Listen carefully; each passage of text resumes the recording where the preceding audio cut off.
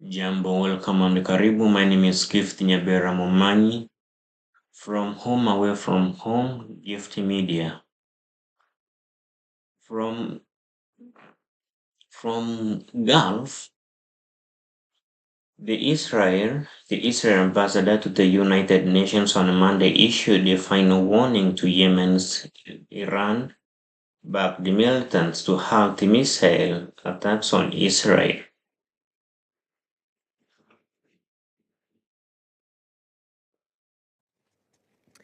And I give the floor to the representative of Israel. Thank you, Madam President, and thank you, Mr. Chiari and Mr. Knight, for your valuable briefings. I would further like to thank the United States for their excellent presidency.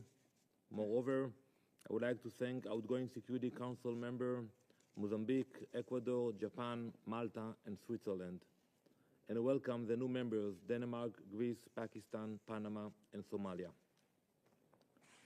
Recently, my phone buzzed with a notification that shocked me to my core. The school I myself attended as a child for 8 years, a place that shaped my earliest memories in my hometown, Ramat Gan, was struck by a ballistic missile launched by the Houthis. My own school in my own hometown.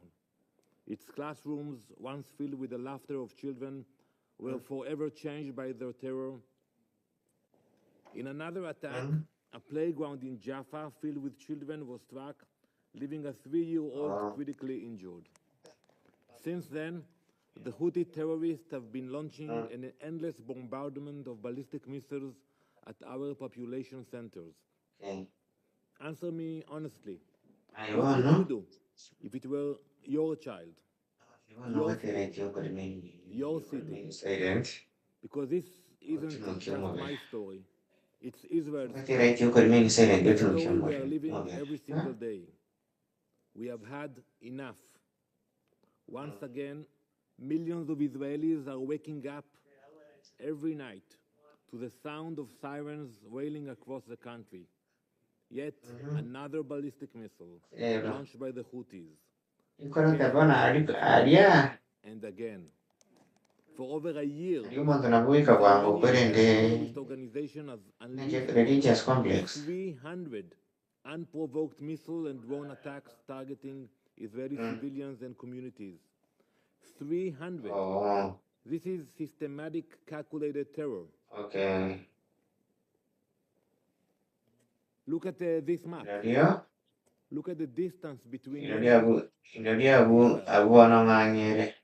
Israel does not even share a border with Yemen. 2,000 kilometers separate us. 1,500 miles. 2,000 kilometers. We have no dispute with them. Yet they send their missiles and their drones to murder our people. And why? Radical jihadist hatred for Jews. This is no contain their slogan. You can look at their flags.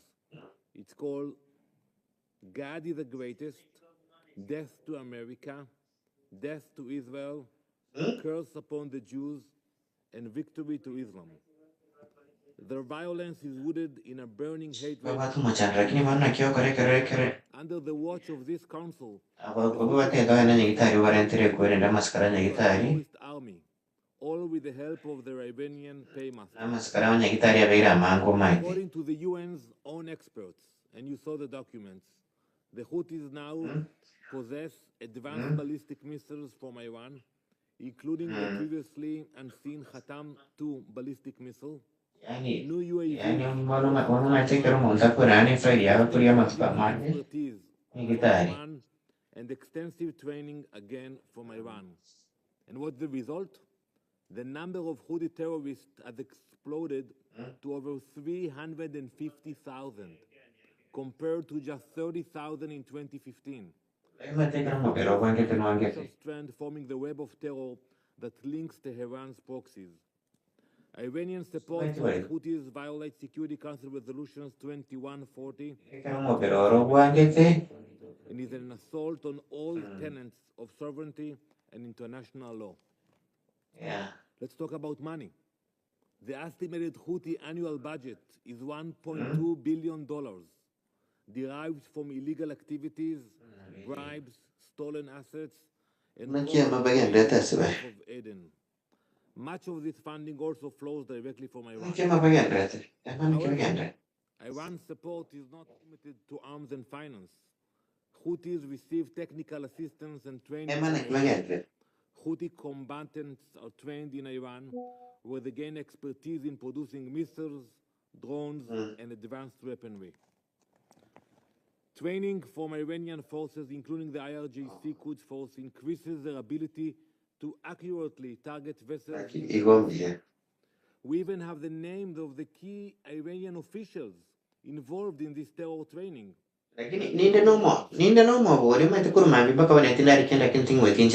Rostam Qassami of the Quds Force and Major General Muhammad Ahmad al-Talibi. Both of them coordinate with Houthi leader Meanwhile, the UN's failure to enforce its arms embargo has directly enabled the Houthis' reign of terror. Their resilience on maritime supply lines from Iran remains unchecked. We heard about the port of Hodeidah. Advanced missile systems, engines, fuel, and warheads are funneled. The UN verification and inspection mechanism has failed in its responsibilities. We are aware of several ships which have docked at the port of Hodeidah this year without any inspection, blatantly violating Security Council resolution. This negligence is to the Houthis, fueling their terrorism. The international community's complacency has handed terror a free pass. Dangerously close to a situation where the Houthis completely strangled the Suez Canal, this critical route of global trade, relied upon all nations, is under direct threat from a terrorist organization. The implications of such a scenario are unthinkable.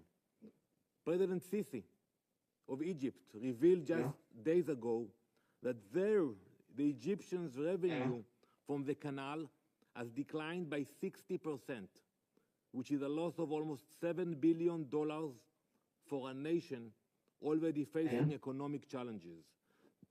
Yet, the UN's failure to act has brought us to the brink of this disaster. It somehow gets worse. The Houthis do not spare anyone, not even the children of Yemen. In just the first half of 2024, Yemen's government documented over 3,000 cases of child recruitment into the terrorist group. Your silence has emboldened them. If you think the Houthis are only the Council reports document their attacks on Middle Eastern vessels. 134 attacks on merchant ships, commercial vessels, and US and UK warships between November 2023 and July 2024. Ships are constantly under attack. I'll give you a few examples. The Sea Champion was sunk in February. 3 crew members of the True Confidence were murdered in a missile attack. To this day, 25 crew members of Galaxy Leader are still held captive. UN experts stated that such attacks using weapons against civilian ships had not been seen since, and I quote, World War II. Since World War II. It is time the world wakes up. A terror group attacking trade routes, collaborating with global terror networks, and armed by Iran is not just a regional threat. It is a grim warning for the world order. They have been given a green light for terror. The elephant in the room. Iran. Distinguished council members, the Houthis are nothing more than Iran's weapon of war against peace. Iran's fingerprints are on every missile, every drone, every attack. Military experts confirmed the Houthis could not achieve their capabilities without Iran's direct support. Tinatema kumwakira n'amatabi ndatigake aratigake Is Tehran's kumwakira nasho kumwakira Iran's chairman of the tabwatete. Presidential Leadership Council has pleaded for action against Iran's funding of the Houthis. Madam President, we have come to this council not just Mwakira to ngo address the threats, mwakira umanye wanti nakiwamanya nakiwatebere. the double standards that hangs over this body. Some nations here preach the values of international law and human rights while turning a blind eye to those who violate these very principles with impunity. Madam President, we have listened to the briefers. We have all heard about what this terrorist organization is doing. Will the Council condemn the Houthis today? You know, we all heard bad things about them, but there will be a condemnation. What we are doing here today? You know, the Secretary General, he calls for both sides to de-escalate as if we are moral equals, and the Security Council cannot issue a basic condemnation against a terrorist organization. Israel will not wait for the world to act. Israel will protect its citizens, no matter how far the threat comes from. If you didn't speak up when our schools were hit, don't speak up when we respond. Don't call for de-escalation when we defend ourselves. Don't equate aggressor and victim. Don't demand restraint from a nation protecting its children. Israel has always acted with strength and resolve to protect its people, and we will not be deterred. If 2,000 kilometers is not enough to separate our children from their terror, it will not be enough to protect their terror from our strength. Our response will continue to be strong and decisive, and it will send a clear message to all who dare to harm our citizens.